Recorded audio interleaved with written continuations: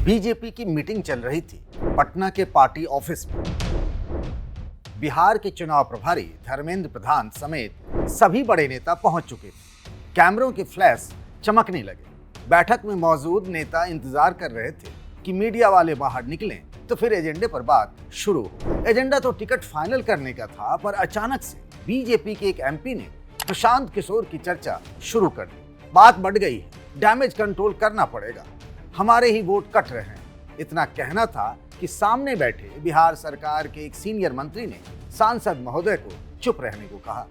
Meeting में प्रशांत किशोर का मुद्दा उठाने से वे भड़के हुए थे। वे बोले, यहाँ ये सब बात करने की क्या जरूरत है। नमस्कार, मैं हूं पंकज झा और आप देख रहे हैं राजधानी।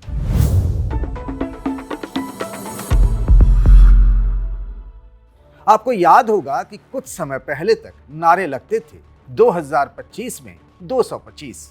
मतलब इस बार के बिहार चुनाव के लिए जेडीयू ने 225 सीटों का लक्ष्य रखा था। बीजेपी भी इसी नारे को आगे बढ़ा रही थी, लेकिन पीएम नरेंद्र मोदी और गृह मंत्री अमित शाह के दौरे के बाद ये नारा डंप कर दिया गया। ग्राउंड से जो रिपोर्ट मिली तो सबके होश उड़ गए।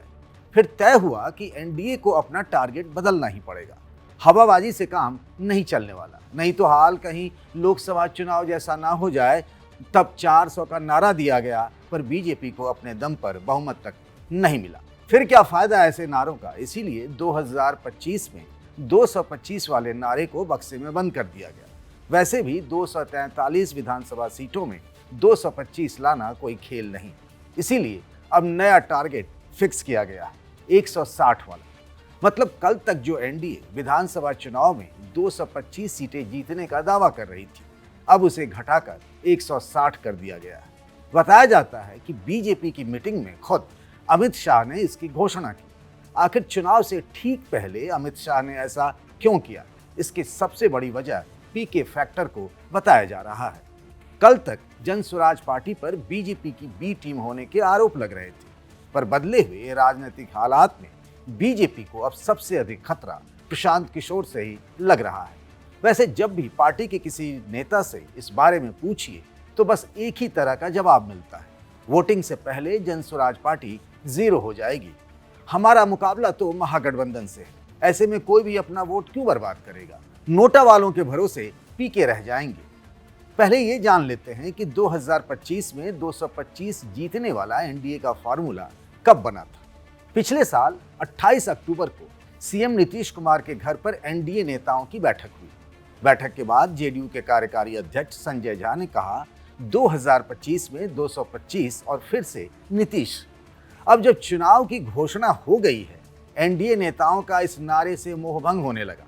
इसकी वजह भी जान लेते हैं। एनडीए का सबसे अच्छा रिजल्ट साल 2010 में रहा।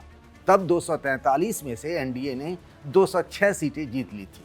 तब विपक्ष बिखरा हुआ था, आरजेडी, कांग्रेस और लेफ्ट सब अलग अलग थे। नीतीश कुमार की पॉपुलैरिटी टॉप पर थी। 5 सालों तक सीएम रहने के बाद बिहार के हर कोने में उनके कामकाज की तारीफ हो रही थी। पर अब हालात 360 डिग्री बदल गए। सबको पता है कि नीतीश जी का ये आखिरी चुनाव। बीजेपी की एक सर्वे रिपोर्ट आई है, सबसे नया वाला। इस रिपोर्ट के बाद से ही एनडीए कैंप अलर्ट मोड में है। इस सर्वे में प्रशांत किशोर एनडीए का नुकसान कर रहे हैं। महिला रोजगार योजना में 75 लाख महिलाओं को 10-10 हजार रुपये देने के बाद ये सर्वे हुआ है। रिपोर्ट में एक और चौंकाने वाला खुलासा हुआ है। प्रशांत किशोर ने जिस तरह से भ्रष्टाचार के मुद्दे पर एनडीए के बड़े नेताओं को लपेटा है, उसका असर भी अब सामने है। बिहार के गांव गलियों से लेकर शहरों तक लोग इसकी चर्चा कर रहे हैं। कहा जा रहा है कि इसका असर मतदान में भी पड़ सकता है। एनडीए के लिए यही खतरे की घंटी है। जब तक पीके आरजेडी के लिए गड्ढा खोदने में जुटे रहे, एनडीए नेताओं को बहुत मजा आ रहा था। जैसे ही प्रशांत किशोर ने रास्ता बदला तो अब एनडीए की हालत ढीली हो गई। साल भर से प्रशांत किशोर के निशाने पर आरजेडी और तेजस्वी यादव थे, लेकिन पीके ने अब अपना गोल पोस्ट ही बदल लिया है। उन्हें लगने लगा है कि महागठबंधन के बेस वोट को तोड़ना बहुत मुश्किल है। कुछ भी हो जाए, मुस्लिम और यादव किसी भी सूरत में आरजेडी का साथ नहीं छोड़ सकते। पर एनडीए के वोट बैंक में सेंधमारी उतना कठिन नहीं है। बस प्रशांत किशोर ने अपनी रणनीति बदल ली। नीतीश सरकार के एंटी इनकम्बेंसी फैक्टर पर सवार होकर प्रशांत किशोर चुनावी हिसाब किताब अच्छा करना चाहते हैं। नीतीश कुमार पर पर्सनल अटैक करने से नुकसान हो सकता है, इसीलिए एनडीए के बड़े चेहरों के खिलाफ भ्रष्टाचार के मामले खोल रहे हैं। ये काम आरजेडी नहीं कर सकती। पीके खुद कहते हैं कि अगर तेजस्वी यादव ने ऐसा किया तो फिर लिस्ट में उनका और उनके परिवार का नाम भी होगा। लेकिन अब आरजेडी की सहयोगी कांग्रेस भी पीके के एजेंडे पर है। बिहार कांग्रेस का ये पोस्ट देखिए, प्रशांत किशोर के एजेंडा की कार्बन कॉपी। पीके ने एनडीए के जिन 5 नेताओं पर कई तरह के गंभीर आरोप लगाए हैं, उनमें से 4 नेताओं के नाम कांग्रेस की इस लिस्ट में है। सबसे अधिक विवाद तो बिहार में बीजेपी के सबसे बड़े चेहरे को लेकर है। सम्राट चौधरी डिप्टी सीएम है। बीजेपी कैंप में उन्हें मुख्यमंत्री के रूप में देखा जा रहा है। पीएम मोदी के साथ ही अमित शाह की कृपा उन पर है। प्रशांत किशोर ने उनकी 10वीं पास होने पर ऐसा बखेड़ा खड़ा किया है कि बीजेपी नेताओं का एक गुट भी मन ही मन प्रसन्न है। डिग्री वाला विवाद सम्राट चौधरी का पीछा नहीं छोड़ रहा। बीजेपी के सहयोगी दल आरएलएम के अध्यक्ष उपेंद्र कुशवाहा ने भी पीके के आरोपों पर सफाई की मांग की है। चौधरी और कुशवाहा एक ही बिरादरी से आते हैं और दोनों के 36 वाले संबंध जग जाहिर है। सम्राट चौधरी की डेट ऑफ बर्थ को लेकर विवाद शुरू से रहा है। चिराग पासवान का मामला तो समझ में ही नहीं आता है। एनडीए में रहकर भी वे प्रशांत किशोर के फैन बने हुए। भ्रष्टाचार के मुद्दे उठाने पर वे उनकी कई बार तारीफ कर चुके हैं। लोग तो यहाँ तक कहते हैं कि चिराग कई मामलों में पीके से सलाह लेते हैं। खैर, सच चाहे जो भी हो, सत्ता पक्ष के इस तरह से अलग अलग लाइन लेने से नुकसान तो एनडीए का ही है।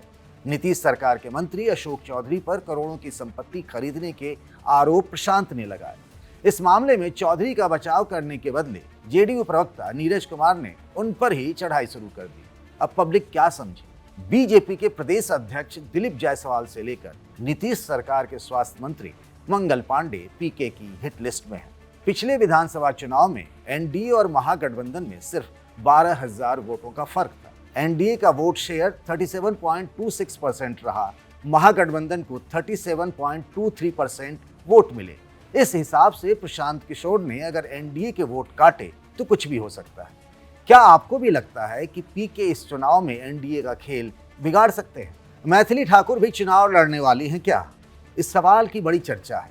लोक गायिका मैथिली की बीजेपी नेताओं से मुलाकात के बाद तरह तरह की बातें कही जा रही हैं।